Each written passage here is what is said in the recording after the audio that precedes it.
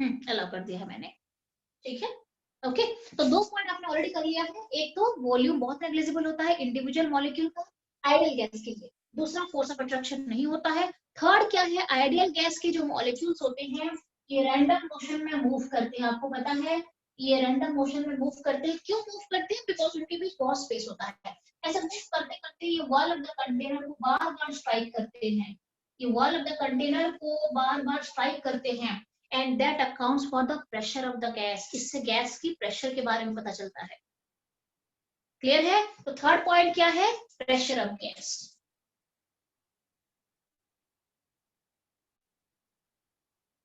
Due to collision with wall of container. Third point, pressure of gas due to with wall of container. अच्छा, fourth point क्या मैंने बताया था आपको? Fourth point मैंने आपको ये बताया था कि ये जब मूव करते हैं और कोलाइड करते हैं तो खाली वॉल पे कोलाइड नहीं करेंगे, एक दूसरे के साथ भी कोलाइड करेंगे। तो जब एक दूसरे के साथ कोलाइड करते हैं that collision is perfectly elastic collision. Collision are perfectly elastic. और आपको पता है जब जहाँ पे परफेक्ट इलास्टिक कोलिजन होता है वहां पे नो लॉस और gain of energy. So no loss और gain of energy, only transfer of energy.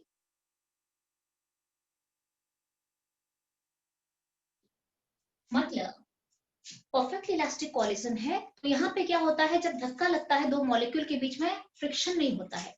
Elastic collision में फ्रिक्शन के थ्रू एनर्जी वेस्ट हो जाती है ना, तो ऐसा कुछ भी नहीं है। एक पार्टिकल की जो एनर्जी है वो दूसरे में ट्रांसफर हो जाता है। इसका मतलब क्या है, इस गैस के अंदर टोटल एनर्जी जितनी भी है वो अंदर कंजर्व रहेगा ना, कहाँ जाएगा? इलास्टिक कोलिजन है, कहीं पे ना बाहर जाना है ना कुछ हो रहा है, तो इसके अंदर जितनी एनर्जी धक्का से बनता है, जो भी एनर्जी इसकी बनती है वो अंदर कंजर्व रहता है, एक से दूसरे के पास ट्रांसफर हो जाता है बस। क्लियर है? अच्छा, फिफ्थ पॉइंट मैंने क्या बताया था आपको? एवरेज काइनेटिक एनर्जी के बारे में आपको बताया था कि गैस के इतने सारे मॉलिक्यूल्स जो होते हैं वो सबकी स्पीड सेम नहीं होती है, सब डिफरेंट डिफरेंट स्पीड से भागते हैं। और जब ये सब डिफरेंट डिफरेंट स्पीड से भागते हैं तो उनकी एनर्जी भी डिफरेंट डिफरेंट होगी। काइनेटिक एनर्जी सबके अलग स्पीड है, अलग काइनेटिक एनर्जी है, but at a particular temperature, अगर मैं कोई पर्टिकुलर टेम्परेचर पे ले लूं तो ये पूरे कंटेनर के अंदर जो एवरेज काइनेटिक एनर्जी है दैट इज कांस्टेंट। सबकी काइनेटिक एनर्जी अलग अलग है पर the average kinetic energy is constant eight a fixed temperature T। क्या लिखना है आपको यहाँ पे? The average kinetic energy is fixed at a particular temperature। ठीक है, the average kinetic energy is fixed at a particular temperature. और उसका एक्सप्रेशन मैंने कल आपको बता दिया था, क्या क्या बताया था? Average kinetic energy is equal to RT। ये एंट्रेंस का है, बेसिकली जो टॉपिक है यहाँ तक आप लिख सकते हो। अगर आपको यहाँ पे ज्यादा लगा तो पढ़ सकते हो, पॉइंट में आप ये लिख देना, average kinetic energy fixed at temperature and directly proportional to temperature. यहाँ पे आप एक वैल्यू लिख सकते हो, average kinetic energy average this is equal to 3/2 RT। ये लास्ट में लिख देना। क्लियर है? एट ए पर्टिकुलर टेम्परेचर क्या होता है, एवरेज काइनेटिक एनर्जी सबकी फिक्स्ड होती है। Average kinetic energy of the entire molecules is fixed. और टेम्परेचर अगर मैं बढ़ा दूंगी या घटा दूंगी तो फिर एवरेज काइनेटिक एनर्जी चेंज हो जाता है।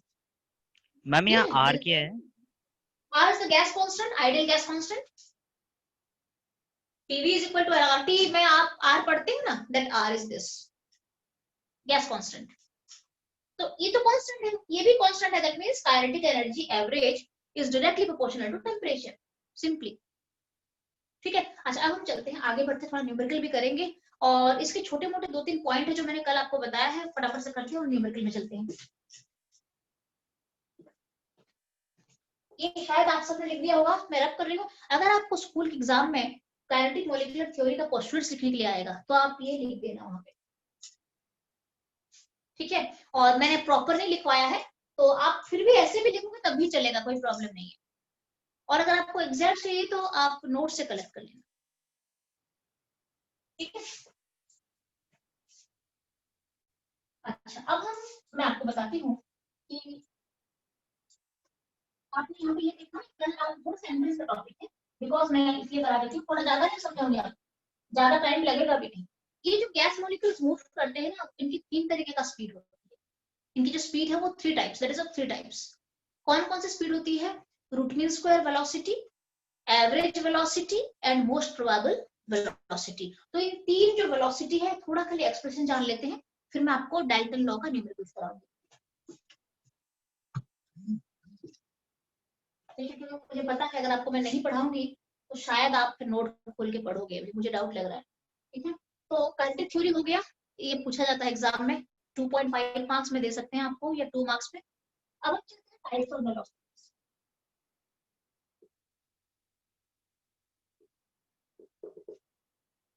टाइप्स ऑफ वेलोसिटीज में 3 तरीके का वेलोसिटी होती है। सबसे पहला जो वेलोसिटी है, रूट मीन स्क्वायर वेलोसिटी होती है। Root mean square velocity, that is known as VRMS, root mean square velocity कहा जाता है। अच्छा, second one is average velocity and third one is most probable velocity. ठीक है, रूट मीन स्क्वायर वेलोसिटी को हम कैसे डिफाइन करते हैं? इस जो सारे मॉलिक्यूल जो मूव कर रहे हैं उन सब की इंडिविजुअल वेलोसिटी होती है। ठीक है, ये मॉलिक्यूल मूव कर रहा है ना, ये मॉलिक्यूल्स हैं, n नंबर ऑफ मॉलिक्यूल्स, मान लो इसके अंदर n नंबर ऑफ मॉलिक्यूल्स हैं। इसका है v1 वेलोसिटी, इसका v2 है, इसका v3 है, इसका v4 है, इसका v5 है, and so on. Different different velocity के साथ मूव कर रहे हैं। रूट मीन स्क्वायर का मतलब होता है हर एक वेलोसिटी को पहले स्क्वायर करा जाता है। हर एक वेलोसिटी को मैं स्क्वायर कर दूंगी, स्क्वायर करके उसका एवरेज निकालूंगी, स्क्वायर करके एवरेज निकाल के उसका रूट लेंगे। ठीक है, this is root mean square velocity. इसके साथ अभी जो आपको मैंने बताया था एवरेज काइनेटिक एनर्जी 3/2 RT बताया था ना, यहां से निकल के आता है, डेरिवेशन यहां से आता है रूट मीन स्क्वायर वेलोसिटी से। इसका और एक एक्सप्रेशन एंट्रेंस वाले बच्चों के लिए, अभी जो एक्सप्रेशन आपको बता रही हूँ, VRMS को हम कैसे लिखते हैं? रूट ओवर ऑफ 3RT/m लिखते हैं। ये रूट पूरा है, ये पूरा नीचे तक ये रूट है, ये m भी रूट के अंदर है। मैम VRMS में RMS और S क्या है? RM root mean square, root mean square velocity. Ma'am, मतलब जो वेलोसिटी है, हाँ, रूट मैम मीन स्क्वायर मतलब पहले स्क्वायर करना है, पहले स्क्वायर करना है, फिर मीन निकाल के रूट निकालना है। पहले स्क्वायर करना है, फिर एवरेज मीन निकाल के रूट कर देना है। ठीक ओके है, मैम, उल्टा यस जाना, मैम, स्क्वायर पहले स्क्वायर बनाना है और उसका मीन निकाल देना है, फिर उसका रूट निकाल देना है। Yes ma'am, RMS। ठीक है, ओके। यस अच्छा, मैम। ये होती है, इसका न्यूमेरिकल फॉर्म से लिखा जाता है, रूट ओवर 3RT/m। ठीक है, R is the gas constant, T is the temperature, and m is the molecular mass of the gas.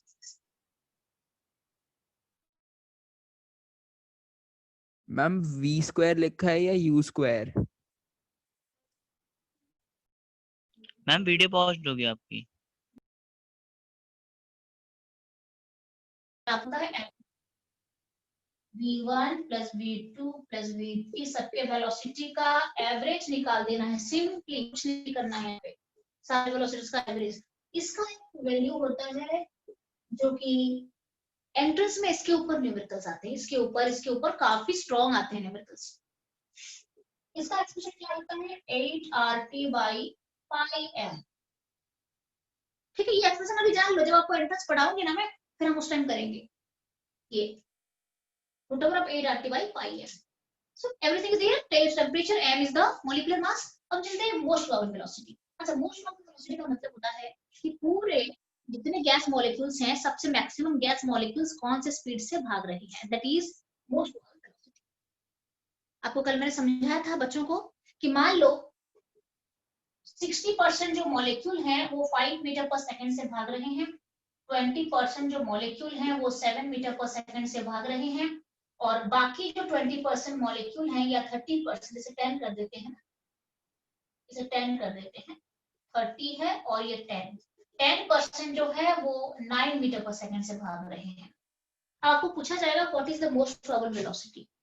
Most probable velocity का मतलब होता है जो मैक्सिमम मॉलिक्यूल्स जिस स्पीड से भागते हैं, that is the most probable velocity. तो यहाँ पे मोस्ट प्रोबेबल वेलोसिटी कौन सा है? मैम 10%। नो मैम, 50%, 5 मीटर पर सेकेंड। 5 मीटर पर मोस्ट प्रोबेबल वेलोसिटी का मतलब होता है जो मैक्सिमम परसेंट जिस स्पीड से मूव करते हैं। मैक्सिमम परसेंट किस स्पीड से मूव कर रहे हैं बताओ मुझे यहाँ पे? 60%। 60% 5 मीटर पर सेकंड से मूव कर रहे हैं, 30% 7 मीटर पर सेकंड से मूव कर रहे हैं, और 10% 9 मीटर पर सेकंड से मूव कर, मतलब मैक्सिमम जो परसेंट है ना वो 5 मीटर पर सेकंड से मूव कर रहे हैं, maximum 60% molecules. That means the most probable speed is 5 metre पर सेकंड। ये इसका कंसेप्ट है। अब इसका जो वैल्यू होता है कैसे निकालते हैं? ये निकालते हैं इस तरीके से, √/2 2RT/m, √3RT/m, √8RT/m, √2RT/m।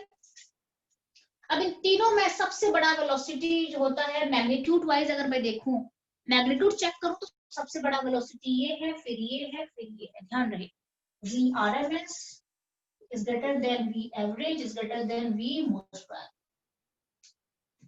ठीक है, बस इतना ही पढ़ा है, सारे तो हो गया। ठीक है, अब मैं सीधे आपको न्यूमेरिकल्स कराऊंगी। इसका एक रेशियो होता है, ये सबसे छोटा है तो इसका एक रेशियो होता है। आप सब प्लीज एनसीईआरटी ले आओ फटाफट से। Excuse me ma'am, ma'am second ये वाले सब में छोटा है, वी एवी है। एवी एवरेज ये वाला, ओके मैम। ये मोस्ट प्रोबेबल है। ठीक है, ये सबसे छोटा होता है, और जब मैं मोस्ट प्रोबेबल, एवरेज और आरएमएस का रेशियो निकालती हूँ तो ये तो बहुत, ये तो देते हैं बेटे, ये डायरेक्ट क्वेश्चन दे देते हैं एंट्रेंस में भी। इनका रेशियो होता है 1:1.12:1.2। ये इसका रेशियो होता है 1:1.12:1.22। तो दिस ऑल अबाउट यस्टरडेज, जो भी मैंने आपको कल पढ़ाया था ना बच्चों को, ये सारा आपको बता दिया गया है। सीधे चलते एनसीईआरटी निकाल दो, न्यूमेरिकल्स करेंगे। डाल्टन पे मैम। हाँ, बहुत इंपॉर्टेंट न्यूमेरिकल्स है। आपको मैं 3-4 फॉर्मूला यहाँ पे पहले लिखवा देती हूँ, और आप खुद मुझे बताओगे कि कौन से न्यूमेरिकल के लिए कौन सा फॉर्मूला यूज होता मैम एनसीईआरटी निकाल रहा था, रुक जाओ मैम। है। हाँ, ले आओ।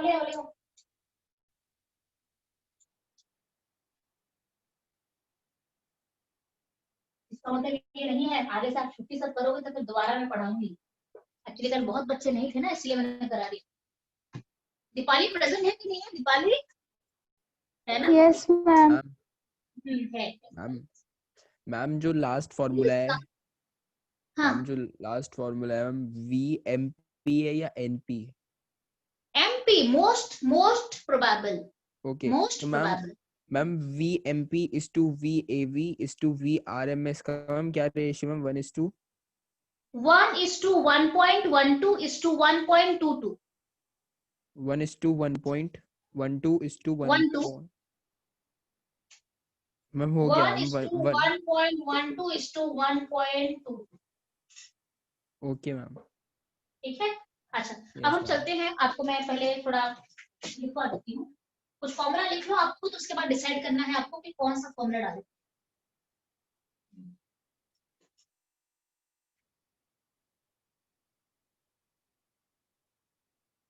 मैम एंट्रेंस से कितने वो चैप्टर्स हैं जो आते हैं? एंट्रेंस में सारे आते हैं बेटे।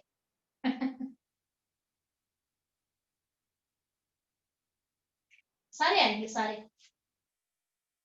हाँ, ऐसा होता है कि कुछ कुछ चैप्टर ज्यादा इंपॉर्टेंट होते हैं और कुछ कुछ थोड़ा कम इंपॉर्टेंट होते हैं, बट आते सब है। सारे? हाँ, ऑल 11th भी 12th भी? एंटायर आता है पूरा, तभी तो ये तो अनफेयर है फिर। अनफेयर कैसे है? अनफेयर कैसे है? मैम अरे आप मैम आगे चल वैसे के देश, आप आगे चल के देश को संभालने वाले हो। आप अच्छा जॉब करोगे, देश के लिए कुछ अच्छा करोगे, तो ऐसे ही थोड़ी हो जाएगा। मैम तो वैसे देश मैम सिर्फ साइंस से थोड़ी ना बना है। हाँ यस। मैम जिसे सिर्फ कंप्यूटर साइंस पढ़नी है वो फिजिक्स केमिस्ट्री और मैथ्स में क्यों अपना दिमाग खराब करता है? ओहो, मतलब आप जिसको सेल्फ के बारे में सोचना है ना, जिसको खाली सैलरी के पीछे जो पड़ेगा, मान लो उसको देश के लिए कुछ करना ही नहीं है और खाली सैलरी के पीछे पड़ेगा, उसको तो और ज्यादा पढ़ना है, बता देती हूँ मैं। उसके लिए बहुत ज्यादा कंपटीशन भरा है पूरा। मैम हाँ? अगर किसी को ऐसे ही कंप्यूटर थोड़ी साइंस होता है। पढ़नी है, आप DTU से NSUT से जब आप निकल के जाते हो तो आपको एनुअल पैकेज मिलता है 10-12 लाख, उसकी मिनिमम है, और भी ज्यादा चढ़ता है। तो ऐसे ही थोड़ी हो जाएगा, ऐसे ही थोड़ी हो जाएगा। बाकी CBSE के बच्चे चाहे बेवकूफ है, उनको ऐसा तो नहीं है ना, आपको बहुत पढ़ना पड़ेगा एंट्रेंस के लिए, बहुत ज्यादा।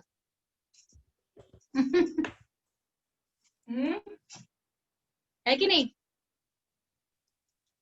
मैम वो है तो कि पता नहीं? था। नेचुरल मैम नेचुरल है किसी को। ऐसा होना चाहिए ना, जिसे कंप्यूटर साइंस पढ़नी है उसके लिए सिर्फ कंप्यूटर साइंस का एग्जाम होना चाहिए, तो जिसको तुम्हें केमिस्ट्री ना पढ़नी ऐसा है करना चाहिए था। देखो देखो जागृत, तुम्हें क्लास 1 से कंप्यूटर साइंस पढ़ना चाहिए था। है ना? ABCD क्यों पढ़ेंगे हम? ABCD तो खैर मिनिमम वो पढ़ लेंगे, उसके बाद बाकी क्या जरूरत है? SST की क्या जरूरत है कंप्यूटर साइंस के लिए, मुझे बताओ। कंप्यूटर साइंस के लिए SST जरूरत है क्या? मैम है। हाँ, SST की भी जरूरत है। हाँ हाँ, देखो मैं आपको बताती हूँ, चाहे आप किसी भी फील्ड में जाओ, आप कुछ भी करो, कुछ भी करो, you need some basic knowledge, you need some basic knowledge. Ma'am और बेसिक तभी तो नॉलेज के लिए मैम तभी यस, तो 10th तक सारे सब्जेक्ट देते हैं मैम वही ताकि सारे सबको क्यों पढ़ा बेसिक जाता है? नॉलेज हो जाए। क्यों नहीं? ये जो पैटर्न बनाया गया है कि 10 तक सब कुछ पढ़ना है, 11th 12th में थोड़ा सा आपको रिलैक्स कर दिया जाता है कि आपको सब कुछ नहीं पढ़ना है, आप डिसाइड कर सकते हो। उसके पीछे रीजन होगा ना, उसके पीछे काफी ज्यादा रीजन है। क्यों पढ़ोगे आप? कोई इंसान क्यों पढ़ेगा? उसके पीछे बहुत रीजन है, एटॉमिक बहुत रीजन स्ट्रक्चर है। के बाद मतलब हम केमिकल बॉन्डिंग करेंगे।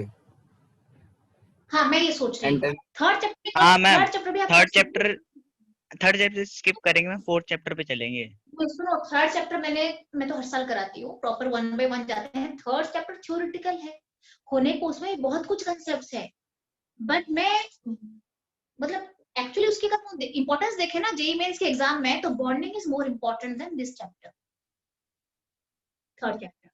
तो इसीलिए इट्स बेटर कि हम इसको लेके उसके बाद बॉन्डिंग करेंगे, बॉन्डिंग के बाद फिर हम स्टेट्स ऑफ मैटर पे जाएंगे। तो ये जो चैप्टर है जो रह गया है बीच में, कभी टाइम मिला तो कर लेंगे, जब आप कहीं पे कभी भी कर सकते हैं बीच में अगर टाइम मिला तो। अभी फिर क्यों उसमें फिर 10-15 दिन खींचेंगे, अननेसेसरी टाइम जाएगा उसमें। क्लियर है ना? अगर आप मिनिमम CBSE को अच्छे से कर लेते हो ना, तो थर्ड चैप्टर डन है। CBSE में अच्छे से कर लोगे तो थर्ड चैप्टर आराम से कर सकते हो आप। बट बॉन्डिंग का नहीं है ना, बॉन्डिंग में काफी ज्यादा स्ट्रॉन्ग कंसेप्ट है, आपको चाहिए थोड़ा। ठीक है, अच्छा अब हम चलते हैं डाल्टन लॉ के न्यूमेरिकल्स कैसे सॉल्व करेंगे, किस तरीके से हम। सब कुछ इजी है, कभी ये मत सोचना कि एंट्रेंस बहुत डिफिकल्ट है, कैसे करेंगे, सब कुछ हो जाएगा। और जो बच्चे क्वालिफाई कर रहे हैं, जो बच्चे टॉपर्स हैं, वो भी आपके जैसे ही बच्चे हैं, उनके पास भी दिन में 24 आवर्स होता है पढ़ने के लिए, उससे ज्यादा नहीं होता है। और उसी टाइम के अंदर वो सब कुछ मैनेज भी करते हैं और पढ़ते भी हैं। तो सारी चीजें पॉसिबल है, आप पॉजिटिव थॉट के साथ चलोगे सब कुछ पॉसिबल है। न्यूमेरिकल्स ऑन डाल्टन लॉ, ठीक है। इसके न्यूमेरिकल्स है एनसीईआरटी में, तो मैं थोड़ा उसमें जाके आपको पढ़ा देती हूँ। ठीक है, मैं कुछ फॉर्मूला यहाँ पे लिख देती हूँ, जो जो फॉर्मूला बेसिकली इस लॉ में यूज होता है। सबसे पहला फॉर्मूला होता है, जो टोटल प्रेशर होता है, that is the sum of partial pressure. आपके पास अगर 3 गैस है या 4 गैस है, तो इसको समेशन आप कर सकते हो। पहला लॉ, पहला पॉइंट फॉर्मूला है। सेकंड फॉर्मूला आप क्या यूज कर सकते हो, P टोटल इज